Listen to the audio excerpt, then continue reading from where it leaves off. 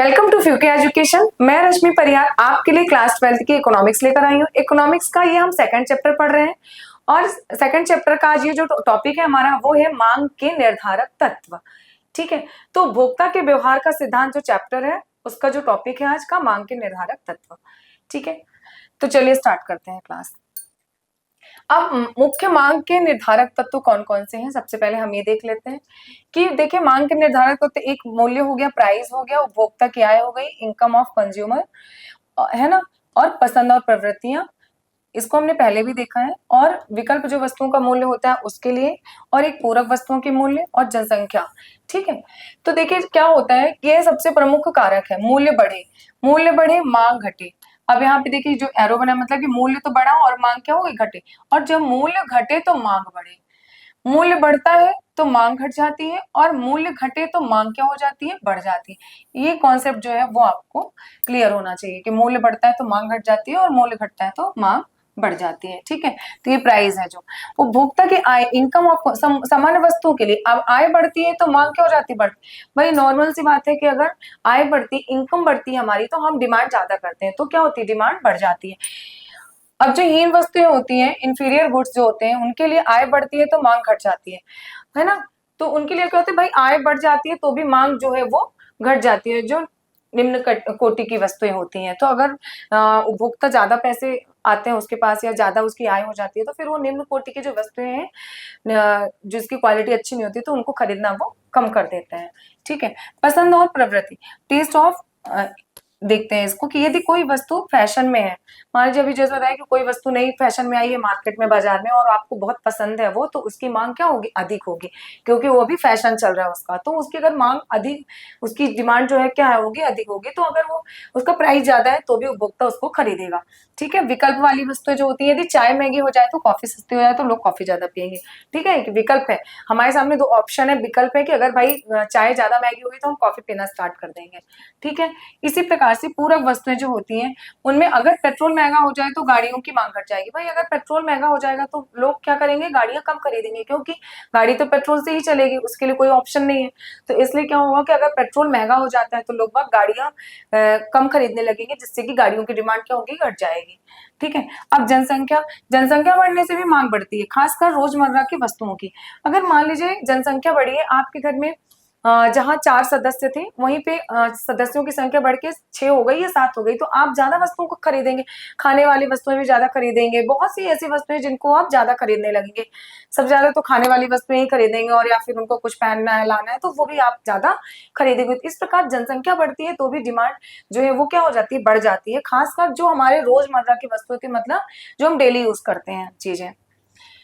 अब भविष्य की अपेक्षाएं, हम भविष्य से क्या अपेक्षाएं करते हैं कि यदि लोगों को लगता है कि मूल्य और आगे बढ़ेगा तो वो अधिक खरीद सकते हैं। अगर उन लोगों को लगता है कि भविष्य में इस वस्तु का प्राइस ज्यादा होने वाला है, वो ऐसी अपेक्षा कर लेते हैं, वो ऐसी सोच रखते हैं, ऐसा सोचने लगते हैं, तो फिर वो पहले से ही चीजों को खरीद लेते हैं। ठीक है, मौसम और जलवायु, अगर मौसम अनुसार वस्तुओं की मांग बदलती है, जैसे सर्दियों में स्वेटर की मांग बढ़ती है। अब देखिए मौसम के अनुसार भी वस्तुओं की डिमांड पर असर पड़ता है कि सर्दियों में स्वेटर की जरूरत होती है, गर्मियों में तो नहीं होती।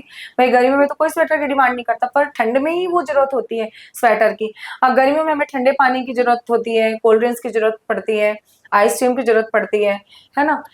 लेकिन ठंड में हमें स्वेटर की जरूरत पड़ती है, तो उस समय उसकी डिमांड बढ़ जाती है। तो सीजन का भी असर पड़ता है, बारिश में रेन कोट की जरूरत पड़ती है तो उसकी डिमांड बढ़ जाती है, ठंड में स्वेटर की जरूरत पड़ती है तो, और गर्मियों में ब्लैक सनग्लासेस वगैरह की जरूरत पड़ती है तो उसकी डिमांड बढ़ जाती है। विज्ञापन और प्रचार, एडवर्टाइज जो होता है ना, पब्लिसिटी जो होती है, प्रचार प्रसार। ठीक है, एडवर्टाइज तो आप सबको पता है कि भाई प्रचार करते हैं, किसी भी चीज का ऐड करते हैं, तो प्रचार प्रसार मांग को बढ़ाने में महत्वपूर्ण भूमिका निभाते हैं।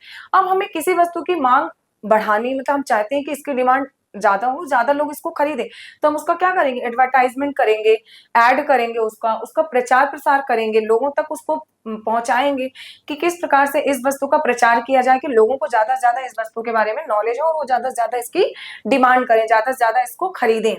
ठीक है, तो जब तक वस्तु के बारे में लोगों को पता नहीं होगा कि वस्तु बहुत अच्छी है, कम पैसे में भी है, कम कीमत पे, तो लोग उसको कैसे खरीदे। इसलिए जरूरी है कि उसका प्रचार प्रसार किया, लोगों तक उसको पहुंचाया जाए, लोगों को उसके प्रति मतलब थोड़ा जागृत किया जाए, अवेयरनेस फैलाई जाए कि हाँ ये वस्तु आप खरीदिए, इसमें इतना फायदा है, ये फ्री आए तो क्वालिटी बहुत अच्छी है ना। तो सभी अपनी वस्तुओं की डिमांड बढ़ाने के लिए प्रचार प्रसार ही करते हैं, है ना। लोगों तक इसको बताते हैं, लोगों को इसका महत्व बताते हैं और इसका प्रचार प्रसार करते हैं, पब्लिसिटी करते हैं। निष्कर्ष, मांग केवल मूल्य पर ही निर्भर नहीं करता। मांग केवल प्राइस पर ही या मूल्य कह सकते हैं उस पर निर्भर नहीं करता, बल्कि आय, प्रवृत्तियां, पूरक, विकल्प वस्तुएं, जनसंख्या, जो कि अभी हमने देखा है, आय, प्रवृत्तियां, पूरक या विकल्प वस्तुएं जो होती हैं, है ना, और जनसंख्या आदि कई कारक मिलकर इस मांग को तय करते हैं ना। अभी हमने देखा कि भाई हमारे सामने प्रवृत्तियां हमारी क्या है, हमारी आय कितनी है, हमारी पूरक वस्तुएं किस प्रकार से हम उनका यूज कर सकते हैं, जनसंख्या बढ़ती घटती है तो क्या प्रभाव पड़ता है। तो ये सब कारक मिलकर डिमांड को तय करते हैं, मांग को तय करते हैं। ठीक है, जैसे जनसंख्या के बारे में आपने देखा कि जनसंख्या बढ़ेगी, आपके घर में 4 से 6 सदस्य हो गए तो आपकी डिमांड भी बढ़ जाएगी, है ना, इस प्रकार से।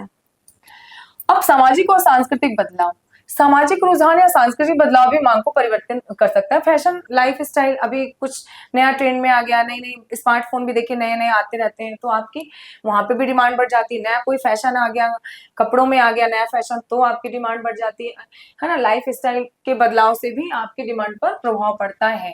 तो ये सामाजिक रुझान या सांस्कृतिक बदलाव हो गया। मांग में परिवर्तन एक वाक्यांश है जिसका अर्थ होता है कि किसी वस्तु, सेवा या संसाधन की मांग डिमांड में आया हुआ बदलाव या परिवर्तन। अब किसी वस्तु, सेवा या संसाधन की मांग, वस्तु हो गई, सेवा हो गई या संसाधन हो गए, इनके डिमांड में आया हुआ जो है बदलाव या परिवर्तन। ठीक है, मांग में वृद्धि, तो इस चीज को भी आपको, इस लाइन को बहुत अच्छे से याद रखना है, क्योंकि पूरे चैप्टर में जो डिमांड का एक टॉपिक है वो बहुत ही इंपॉर्टेंट है आपके एग्जाम पर्पज से भी, और ये नॉर्मली भी बहुत इंपॉर्टेंट है। और ये टॉपिक आपको बहुत अच्छे से पढ़ना है, कर्व के साथ वक्र बनाना है ना, क्योंकि बिना वक्र के तो व्यष्टि अर्थशास्त्र अधूरा है, तो वक्र आपको सबका बनाना है। मांग में वृद्धि, इंक्रीज इन डिमांड, जब मांग में वृद्धि होती है, इंक्रीज होता है डिमांड में, तो क्या होता है, जब उपभोक्ता किसी वस्तु को अधिक मात्रा में खरीदना चाहते हैं तब मांग बढ़ती है। ठीक है, जब उपभोक्ता सोचते हैं कि ये वस्तु को हमको ज्यादा खरीदना है, तो उसकी मांग क्या हो जाती है, बढ़ जाती है, डिमांड उसकी बढ़ जाती है। अब इसके कारण क्या हो सकते हैं, आय में वृद्धि। अब उपभोक्ता किसी वस्तु की अधिक मात्रा क्यों खरीदेगा, है ना, वो तब खरीदेगा जब वो जब खरीदना चाहता है, जब वस्तुओं की उपभोक्ता अधिक मात्रा में खरीदेगा तो उसकी डिमांड क्या हो जाएगी, बढ़ जाएगी। पर इसके कारण क्या हो सकते हैं, क्यों ऐसा करेगा, या तो उसकी आय में वृद्धि हुई है, या तो उपभोक्ता की आय क्या है, बढ़ी है, उस परिस्थिति में वो ये करता है। उपयुक्त वस्तु की कीमत में वृद्धि, अगर कोई उसकी उपयुक्त वस्तुओं की कीमत में आगे चल के वृद्धि होगी तो करता है। फैशन और रुझान में बदलाव, कोई फैशन में बदलाव आया है, कोई नया फैशन आया तो इसका प्रभाव पड़ता है। भविष्य में कीमत बढ़ने की आशंका, उसको ऐसा लगता है कि भाई भविष्य में कीमत बढ़ जाएगी, तो वो ऐसा करता है, ज्यादा खरीद के रख लेता है, तो उसकी डिमांड क्या होती है, इस स्थिति में बढ़ जाती है। ठीक है, तो ये हमने देखा। मांग में कमी, अब यहाँ पे इंक्रीज इन डिमांड, अब यहाँ पे डिक्रीज इन डिमांड। यहाँ पे तो आप इंक्रीज देखा कि डिमांड कैसे बढ़ती है, क्यों बढ़ती है, किस परिस्थिति में बढ़ती है। अब यहाँ पे डिक्रीज जब होती है, जब उपभोक्ता किसी वस्तु को कम मात्रा में खरीदना है। अब यहाँ पे हमने देखा डिमांड बढ़ रही है, इंक्रीज हो रही है, यहाँ पे डिक्रीज हो रही है, तो यहाँ पे क्यों ऐसे हो रही है, कम मात्रा में खरीदना चाहते हैं, इसके क्या कारण हो सकते हैं। आय में कमी, प्रतिस्पर्धी वस्तुओं की कीमत में कमी, फैशन से बाहर हो जाना। ठीक है, अब देखिए क्या हुआ, जैसे अभी आपने यहाँ पे देखा कि कब इंक्रीज होगी डिमांड, जब आय में वृद्धि होगी। ठीक है, आय में बढ़ेगी तो डिमांड क्या होगी, इंक्रीज होगी, मतलब बढ़ेगी। लेकिन यहाँ पे आय में कमी आ गई। अब डिक्रीज कब होगी, कि जब आय में कमी हो जाती है, मांग में कमी कम होगी जब आय में कमी होगी। प्रतिस्पर्धी वस्तुएं कीमत में उनकी कमी में फैशन से बाहर हो जाना, है ना, उसका फैशन चला गया, अब उसका फैशन नहीं है, तो वो फिर डिमांड भी नहीं होगी उसकी, अगर उसका फैशन चला गया तो। नकारात्मक विज्ञापन या जानकारी, जो निगेटिव नकारात्मक मतलब उसकी जो जानकारी है, जो नकारात्मक उसके जो विज्ञापन है, जो एड दिखाए जा रहे हैं, वो कैसे होंगे, निगेटिव होंगे, नकारात्मक होंगे। भविष्य में कीमत गिरने की आशंका, और भविष्य में लगेगा उपभोक्ता को कि भाई भविष्य में इसकी कीमत क्या है, गिरने वाली है, तो वो डिमांड करना कम कर देगा। ठीक है, तो अगर उसको ऐसी परिस्थिति में वो डिमांड कम करता है, और ये जो परिस्थिति हमने देखी इसमें वो डिमांड ज्यादा करता है। ठीक है, तो डिमांड कब कब ज्यादा करता है ये हमने देख लिया, और यहाँ पे हमने देखा कि मांग में कमी कब कब होती है, किस परिस्थिति में होती है, ये पॉइंट्स हमने देख लिए कि आय में कमी होती है, प्रतिस्पर्धा वस्तुओं की कीमत में कम हो जाती है, फैशन से वस्तुएं बाहर हो जाती हैं, फैशन में नहीं है अब वस्तुएं, नकारात्मक जानकारी मिलती है हमको किसी वस्तु के बारे में, उसकी मतलब ऐसा लगता है वो अच्छी नहीं है वस्तु, उसकी पूरी मतलब वस्तु के बारे में निगेटिव जानकारी मिलती है। ठीक है, दूसरा भविष्य में लगता है उनकी कीमत गिर जाएगी तो वो डिमांड कम हो जाती है। ठीक है, अब यहाँ पे मांग की मात्रा में परिवर्तन करते हैं, किसी विशेष परिस्थिति में या समय में मांग, कोई वस्तु या सेवा की आवश्यकता की मात्रा में बदलाव आना। मांग की मात्रा में परिवर्तन कब होता है कि किसी विशेष परिस्थिति या समय में मांग, जब कोई वस्तु सेवा या आवश्यकता की मात्रा में बदलाव आ जाता है तब। यह बदलाव विभिन्न कारणों से हो सकता है, जैसे कि आर्थिक स्थिति, जब आर्थिक स्थिति में बदलाव आता है तो लोगों की खरीदारी की क्षमता पर असर पड़ता है ना, और मांग की मात्रा में वृद्धि भी हो सकती है या कमी। अभी हमारी आर्थिक स्थिति अच्छी है तो हम डिमांड अच्छी करेंगे, ज्यादा करेंगे, लेकिन अगर हमारी आर्थिक स्थिति सही नहीं है तो फिर मांग में कमी आ जाएगी। तो इस प्रकार आर्थिक स्थिति के बदलाव में भी बदलाव से भी डिमांड पर असर पड़ता है। मौसम या सीजन, कुछ उत्पादों या सेवाओं की मांग मौसम या सीजन के आधार पर बदल सकती है। जैसे सर्दियों में हमने देखा कि गर्म कपड़े खरीदे जाते हैं, सर्दियों में गर्म कपड़े खरीदे जाते हैं और उसकी मांग बढ़ जाती है। ठीक है, और ठंड में सर्दी, जैसे भाई सर्दी पड़ी तो हमें स्वेटर की ज्यादा जरूरत होती है तो स्वेटर की डिमांड बढ़ जाएगी। तो ये मौसम या सीजन के अनुसार भी ये होता है। अब प्रौद्योगिकी और नवाचार, नई तकनीकी उत्पाद के आने पर भी मांग की मात्रा में बदलाव हो सकता है, जैसे स्मार्टफोन के नए नए मॉडल की मांग बढ़ना। अब प्रौद्योगिकी और नवाचार, जो भाई नई नई टेक्नोलॉजी आ रही है, नई नई तकनीकें आ रही है, लैपटॉप नए आ रहे हैं, स्मार्टफोन नए आ रहे हैं, नए नए मॉडल आ रहे हैं, तो उससे भी मांग की मात्रा में बदलाव होता है, लोग फिर उनको खरीदना पसंद करते हैं। अब यहाँ पे मांग का शिफ्ट होना, मांग किस प्रकार से शिफ्ट होता है इसको हम देखते हैं। शिफ्ट इन डिमांड तब होता है जब किसी वस्तु की मांग उसकी कीमत के बदलाव के बिना बदल जाती है, यानी कि मांग की पूरी रेखा, डिमांड कर्व जो है दाएं या बाएं खिसक जाता है ना, दाएं बाएं, लेफ्ट हो जाएगा या राइट हो जाएगा। तो ठीक है, यहाँ पे मांग शिफ्ट कैसे होता है ये हमको देखना है। तब होता है जब किसी वस्तु की मांग कीमत के बदलाव के बिना, कीमत के बदलाव के बिना बदल जाती है। यहाँ पे ये चीज नोटिस करना है कि कीमत के बदलाव की, यानी कि मांग की जो पूरी रेखा है वो दाएं शिफ्ट हो जाए या फिर बाएं शिफ्ट हो जाए। मांग में शिफ्ट के दो प्रकार होते हैं। ठीक है, तो दाएं शिफ्टिंग होता है, ये राइट वर्ड्स जो हो गया, एक हो गया लेफ्ट लेफ्ट। तो अभी हमने देखा कि राइट और लेफ्ट। मांग में वृद्धि, अगर एक ही कीमत पर लोग ज्यादा मात्रा में कोई वस्तु खरीदना चाहते हैं तो मांग रेखा दाईं ओर शिफ्ट हो जाएगी। ये बहुत इंपॉर्टेंट चीज है, तो इसको ध्यान से देखिएगा, सुनिएगा। मांग में जब वृद्धि होती है, मांग में जब क्या होती है, वृद्धि होती है, मांग बढ़ती है, तो अगर एक ही कीमत पर लोग ज्यादा मात्रा में कोई वस्तु, मतलब एक ही कीमत पर लोग क्या करते हैं, ज्यादा मात्रा में वस्तु को खरीदना चाहते हैं, तो मांग रेखा कैसे कहाँ चली जाएगी, दाईं ओर। कहाँ शिफ्ट हो जाएगी, दाईं ओर, राइट। अब उदाहरण के लिए अगर लोगों की आय बढ़ जाती है, लोगों की क्या हुई है, आय बढ़ी, इनकम बढ़ी है, तो वह अधिक चीजें खरीदना शुरू करते हैं, जिससे डिमांड बढ़ जाती है। ठीक है, जिससे डिमांड क्या होती है, बढ़ जाती है। अब हम देखें बाएं ओर शिफ्ट कैसा होता है। ये तो हमने देखा कि दाएं ओर शिफ्ट कब होता है, कि जब मांग में वृद्धि, अगर एक ही कीमत पर, एक ही कीमत है और लोग ज्यादा मात्रा में उस वस्तु को खरीदना चाहते हैं। ठीक है, अब यहाँ पे बाएं शिफ्ट कब होती है, लेफ्ट में कब शिफ्ट होती है, मांग में कमी, अगर एक ही कीमत पर लोग कम मात्रा में खरीदते हैं। देखिए यहाँ पे आपने देखा कि एक ही कीमत पर लोग ज्यादा मात्रा में खरीद रहे हैं, और यहाँ पे हमने देखा कि एक ही कीमत पर लोग कम मात्रा में खरीद रहे हैं, तो मांग रेखा बाईं ओर चली जाएगी। तो आपको ये ध्यान रखना है कि ज्यादा जब होगा तो दाईं ओर शिफ्ट हो जाएगी, राइट में, और जब कम होगी तो वो लेफ्ट में चली जाएगी। ठीक है, तो जब एक ही कीमत पर लोग ज्यादा मात्रा में खरीदेंगे तो वो राइट में, और एक ही कीमत पर जब कम कीमत पर लोग कम मात्रा में वस्तु खरीदते हैं तो वो बाईं ओर शिफ्ट हो जाएगी। ठीक है, उदाहरण के लिए यहाँ पे हमने ये उदाहरण देखा था कि अगर लोगों की आय बढ़ती है तो वो अधिक चीज खरीदना शुरू करते हैं, तो यहाँ पे भाई कम कीमत पर, एक ही कीमत पर लोग ज्यादा खरीदने लगे क्योंकि उनकी आय बढ़ी है। अब जो बाईं ओर हमने देखा कि बाईं ओर कब शिफ्ट होती है, जब कम कीमत पर। तो ये इसका उदाहरण हम देखते हैं कि अगर किसी उत्पाद की खराब छवि बन जाए, मान लीजिए कोई प्रोडक्ट है उसकी खराब छवि बन जाए, उसके बारे में पता नहीं प्रोडक्ट अच्छा नहीं है, ऐसा है, निगेटिव चीजें उसके बारे में, सारी चीजें निगेटिव हो जाए, तो जैसे स्वास्थ्य के लिए हानिकारक सिद्ध हो, और मान लीजिए कोई चीजें जो हमारे हेल्थ के लिए सही नहीं है, स्वास्थ्य के लिए हानिकारक हो, तो उसके प्रति हमारी जो छवि है वो कैसे होती है, नकारात्मक हो जाती है, अच्छी नहीं होती। तो फिर उस वस्तु की हम डिमांड करना क्या करते हैं, कम कर देते हैं। तो यहाँ पे हमने देखा कि जब मांग अच्छी होती है, एक ही कीमत पर ज्यादा होती है, तो डिमांड ज्यादा हो जाती है, और दाईं ओर शिफ्ट हो जाता है। और इसके बाद बाईं ओर कब शिफ्ट होता है, जब मांग में कमी आ जाती है, एक ही कीमत पर लोग कम खरीदते हैं। तो ज्यादा में राइट और कम में लेफ्ट। अब मांग का संकुचन, ठीक है। अब मांग का विस्तार हमने देखा ये दोनों, और मांग का संकुचन।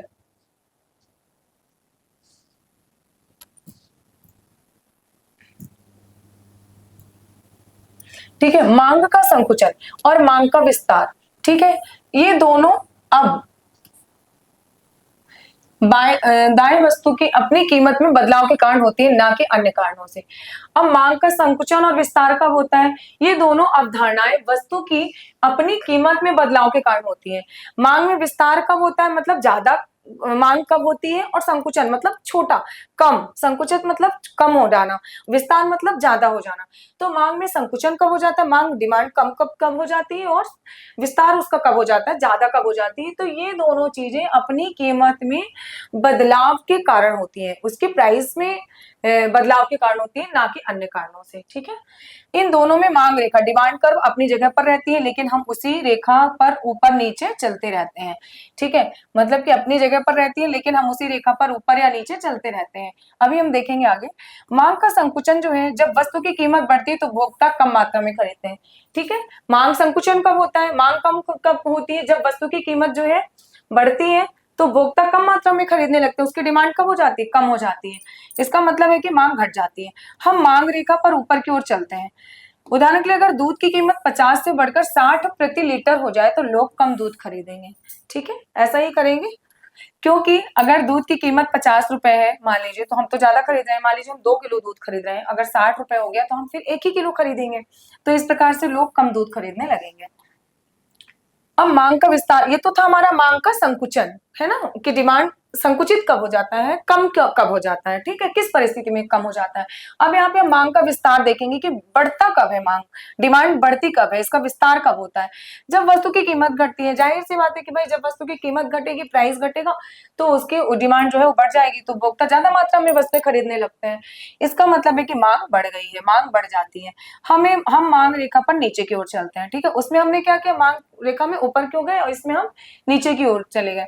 उदाहरण के लिए अगर मोबाइल डेटा का रेट 200 से घटकर 150 हो जाए, कितना हो जाए, मोबाइल का जो डेटा है उसका 200 से घटकर 150, तो जो ज्यादा लोग डेटा पैक खरीदेंगे, तो लोग क्या करेंगे, क्योंकि 200 था, इसमें से 150 हो गया, 50 रुपए घट गया, तो लोग क्या करेंगे, डेटा पैक को ज्यादा खरीदने लगेंगे। ठीक है, अब हम यह चित्र क्या दर्शाता है कि मांग वक्र बाएं या दाएं शिफ्ट होता है। अभी जो हमने आपको बाएं और दाएं का शिफ्टिंग जो आपने पढ़ा अभी, तो वो अब हम इसको वक्र के रूप में देखते हैं कि वो कैसे होता है। ठीक है, तो ये चित्र हमें यह दर्शाएगा कि मांग वक्र कैसे बाएं ओर शिफ्ट होता है और दाएं ओर। नीला वक्र जो आपका है, ये मूल वक्र है, जो ये बीच में नीला वक्र है, ये कैसा है, ये मूल वक्र है। ठीक है, ये मूल वक्र है, यहाँ पे मतलब ना ज्यादा कम है और ना ज्यादा है। तो हरा वक्र जो है आपका ग्रीन, ग्रीन जो है ये मांग में वृद्धि को दर्शा रहा है। ठीक है, मांग में वृद्धि, उपभोक्ताओं की आय बढ़ने आदि के कारण। अब ये जो ग्रीन लाइन आपको दिख रही है, ये जो दिख रहा है कि मांग में वृद्धि, मांग में वृद्धि क्यों हुई है, क्योंकि लोगों की आय बढ़ी है, उपभोक्ताओं की आय बढ़ी है, इसलिए। अब जो लाल वक्र है, ये जो रेड दिख रहा है आपको, रेड लाइन, तो ये बाएं ओर शिफ्ट हो गई, है ना। यहाँ तो आपने देखा हरा वक्र कहाँ शिफ्ट हो गया, दाएं ओर शिफ्ट हो गया। और अब लाल वक्र जो है, रेड जो है, वो मांग में कमी के कारण, ये मांग में जब कमी आती है तो ये उपभोक्ता की आय घटने आदि के कारण होता है। भाई जो उपभोक्ता की आय घटेगी तो वो डिमांड भी कम करेगा, है ना, वो चीजों को कम खरीदने लगेगा। तो इस प्रकार से ये बाईं ओर शिफ्ट हो जाता है। तो हमने देखा कि हरा जो है वो दाईं ओर कब शिफ्ट हुआ, जब लोगों की आय बढ़ी है, लोग ज्यादा डिमांड कर रहे हैं। और लाल वाला जो है, लाल वक्र जो है, वो मांग में कमी, डिमांड में कमी आ गई, लोगों की आय भी घटने लगी, तब शिफ्ट होता है। ठीक है, तो हमने ये देखा कि बाएं और दाएं का जो कॉन्सेप्ट है वो कैसे क्लियर हो चुका है, और किस प्रकार से दायां वक्र कहाँ शिफ्ट होगा और बायां वक्र कैसे शिफ्ट होगा, है ना। और ये तो मूल बिंदु है, यहाँ पे तो कम और ज्यादा की बात हो रही है ना, यहाँ पे ना ज्यादा और ना ही कम। ठीक है, मूल वक्र है ये।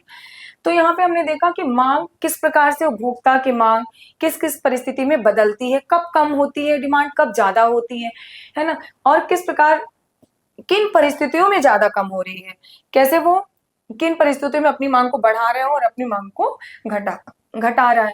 और दायां वक्र, जो दायां वक्र है, दायां शिफ्ट और बायां शिफ्ट है, राइट और लेफ्ट का, वो कैसे खिसक रही है, रेखा कैसे खिसक जाती है कि जब आय बढ़ती है तो रेखा किस ओर खिसक जा रही है, जब आय कम होती है तो रेखा किस ओर खिसक जाती है। तो ये आपको बहुत जरूरी याद रखना कि ज्यादा होने पर ये दाईं ओर हो गई और कम होने पर ये बाईं ओर हो गई। ठीक है, तो ये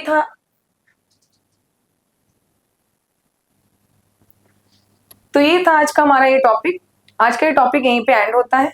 आज का ये टॉपिक आपको कैसा लगा? अगर वीडियो अच्छा लगा है तो वीडियो को लाइक, शेयर एंड सब्सक्राइब करना ना भूलें। बने रहिए फ्यूके एजुकेशन के साथ। मिलते हैं नेक्स्ट क्लास में। Thank you.